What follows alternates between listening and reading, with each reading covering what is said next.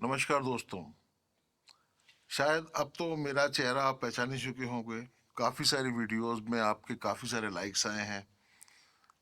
कुछ लोगों ने देखा ज़रूर है पर सब्सक्राइब नहीं किया, तो मैं पहले चाहूँगा कि आप मेरे चैनल को सब्सक्राइब कीजिए, जिससे काफ़ी सारी वीडियोस आपके पास आती रहेंगे। आज जिस जगह की जिस सब्जेक्ट के बारे में मैं जिक्र करने जा रहा हूँ वो बहुत ही इंटरेस्टिंग है। कुछ लोग बादशाही ताल कहते हैं, कुछ लोग कहते हैं राजाओं की बनाई हुई यह शिकारगाह थी, कुछ लोगों का कहना है ये लटकती हुई कब्र थी, और कुछ लोग आज भी मानते हैं कि वो जिन और जिन्नातों का घर है, जहां शाम ढलते ही जाना जिंदगी को जोखिम में डालने के बराबर होता है। धौलपुर क्षेत्र में एक बाड़ी, उसका एक छोटा सा सब टाउन है धौलपुर का, और उसके एमएलए होते थे दलजीत सिंह जी, चीकू साहब। बहुत पॉपुलर विधायक हैं वहाँ के। तो उन्होंने मुझे बुलाया था अपने यहाँ पर कुछ शूटिंग करने के लिए जो वाइल्ड लाइफ से रिलेटेड था। एक दिन बाद ही उनके जो स्टाफ मेंबर थे उनमें रघुवीर जी और हरदयाल जी, इन लोगों ने मुझे काफ़ी सारी बातें बताई उस जगह के बारे में और कहा कि आपको एक ऐसी जगह लेके चलते हैं शायद आपने देखा ही ना हो। उस शाम बहुत तेज हवाएं चल रही थी, बादलों के बीच में आसमान एक नारंगी रंग का रोशनी बिखेर रहा था। तभी रघुवीर ने मुझसे पूछा, सर आपने कभी बादशाही ताल देखा है, यानी एक सम्राट की झील?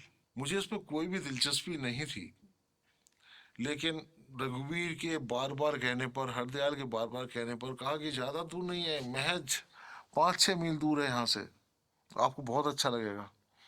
मैं मान गया और अगली सुबह हम सुबह चाय पीकर निकल पड़े उस अनजान जगह की ओर जिसका नाम था बादशाही ताल। बारिश रात भर हुई थी, सुबह थम चुकी थी, लेकिन मॉनसून के बादल अभी भी नजर आ रहे थे। चलते रहे, काफी घंटों के चलने के और मशक्कत के बाद मुझे एक इमारत दिखाई दी। वीरान में, सुनसान में चमकती हुई इमारत, लाल पत्थर की बनी हुई वो इमारत 2 मंजिला इमारत थी, और उसके सामने था बहुत बड़ा एक रिजर्वायर, बहुत बड़ा तालाब। चारों ओर एक अजीब सी खामोशी थी, वीरानी थी। पता नहीं क्यों उसको देखते ऐसा डिप्रेशन सा होने लगा था मुझे कि जिसका मैं आपको बयान नहीं कर पाऊंगा। खैर, उसकी जब पास पहुंचे तो बारिश फिर शुरू हो गई और फिर हमें मजबूरन उस इमारत के घुस के पनाह लेनी पड़ी। मुझे वो कोई कुछ खास नजर तो कुछ भी नहीं आया था, खाली वो एक इमारत और सुनसान जगह में वो इमारत और इतना बड़ा एक रिजर्वायर। कंस्ट्रक्शन देख के जरूर लग रहा था मुगल पीरियड का है। अकबर ने काफी सारी वहां बिल्डिंग्स वगैरह बनाई थी, पर समझ में नहीं आया ये वीरान में इस ऐसी जगह पर बनाने का क्या तुक है। जैसा मौसम अजीब सा हो रहा था और वैसे ही मेरा दिल पता नहीं क्यों दुख में और डिप्रेशन में डूबा जा रहा था। मेरा मन ही नहीं कर रहा था किसी से बात करने का। मुझे लग रहा था कि ये इबारत पता नहीं कुछ कह रही है। आज शायद 10-12 साल हो गए मैंने इस बात को उजागर नहीं किया, आज आप लोगों के सामने इसको कर रहा हूँ। तब मुझे रघुवीर ने कहा कि सर, मैं आपको एक ऐसी चीज दिखा सकता हूँ पर एक शर्त है, आप जाएंगे नहीं। रघुवीर और हरदयाल मुझे उस इमारत के नीचे ले गए, एक पेड़ को हटाया, और तब मुझे एक अजीब सी गुफा नजर आई। वो गुफा नहीं थी एक्चुअली, किसी ने तोड़ा था, दीवार तोड़ी थी और उसके अंदर से कुछ टनल सा निकला हुआ था। अंधेरा दिख रहा था अंदर। मैं टॉर्च लेके अंदर घुसने की कोशिश की, पर इतने में एक मोनेटल लिजर्ड, वहाँ चंदन को बोलते हैं, मानते हैं कि बहुत जहरीला होता है, वो सामने आ गया मेरे, बिल्कुल नाक के पास। क्योंकि वो इतनी सक्रिय गुफा थी, आप देख ही सकते हैं वीडियो में, कि रेंग के जाना पड़ता था। उसके बाद आया, फिर वो चला भी गया। मैं धीरे धीरे क्रॉल करता हुआ गुफा के एंड तक पहुंचा। अंधेरी गुफा, अंदर अजीब व गरीब तरह की आवाजें आ रही थी, और अंदर जैसे जहरीली गैस भरी हो। सांस लेना इम्पॉसिबल था, फिर भी कुछ तो देखना ही था ना मुझे। तो मैं अंदर कूद गया। अंदर देखा मैंने कि एक चमगादड़ों की पूरी बारात अंदर मौजूद थी। और जैसे ही मैं अंदर घुसा वो सब उस सुरंग के अंदर से बाहर निकले और वहां पर कुछ भी नहीं था। एक बड़ा सा पत्थर पड़ा हुआ था, कुछ हड्डियां पड़ी हुई थी और सबसे असमंजस की बात यह थी कि वहां पर दीवार पे सीलिंग बीन पर 4 लोहे के हुक्स थे। ऐसा लगता था कि कुछ लटकाने के लिए हुक बनाए गए। ज्यादा देर रुकना तो वहां मुनासिब नहीं समझा मैंने। मैं बाहर आ गया हाथ में 2-4 हड्डियां लेके। और उसके बाद बाहर मेरा ब्रॉडकास्ट कैमरा था, वहां ये रिकॉर्ड किया और जाने के बाद फिर मैं अंदर हड्डियों को रख के आया।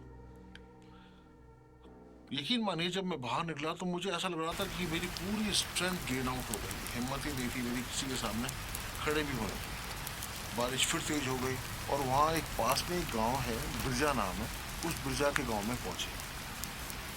पुराने टाइम में मेरे फोर फादर्स वहाँ के दीवान होते थे, तो जिस वजह से बिरजा के लोगों ने मेरी का आवभगत की, बहुत स्ट्रांग वेलकम हुआ। और फिर उनके जो मुखिया थे उन्होंने कहा कि हुजूर, वो जो सामने इमारत दिख रही है ना आपको, वो इमारत दूर से नजर आ रही थी। बोले जिन्नों का अड्डा है वो। किसी महात्मा की सोने की पल्ले में उनकी अस्थियां रखी हुई थी, पर हम लोग तो कोई नहीं जाते। होली दिवाली पर यहाँ पर नाच गाने की आवाज आती है और 7 बजे के बाद जो भी गया वो जिंदा नहीं लौटता। और अंदर एक गुफा है और अगर किसी ने गुफा में जाने की जरूरत की तो वो अंधा हो जाएगा या पागल हो जाएगा। मैंने अब बताना ठीक नहीं समझा कि मैं भी उस गुफा के अंदर से घूम के आया हूँ। बस मैं दिल्ली आ गया, बस दिमाग में घूमता रहा, पता नहीं क्या थी वो। आखिर मैंने अपने पुराने ग्रेट ग्रैंडफादर के मैप चेक किए और उस मैप में डिस्क्रिप्शन था, उस जगह का स्पेशल ब्यौरा था और नाम था हैंगिंग ग्रेव। यकीन मानिए दोस्तों, काफ़ी सारे स्कॉलर से मैं मिला, सबों ने अपना ओपिनियन दिए। आज तक ये गुत्थी नहीं सुलझी कि वो था क्या। जंगल में बनाया हुआ ये महल था क्या, कोई लटकती हुई कब्र थी या सचमुच कोई भुतड़ा अड्डा। पर हाँ, उसके चंद महीनों बाद एक और डिस्कवरी हुई जिसने बहुत हद तक इसके राज खोल दिए। आने वाले वीडियो में फिर मिलते हैं दोस्तों, एक इंटरेस्टिंग वीडियो के साथ। तब तक के लिए आज्ञा दीजिए।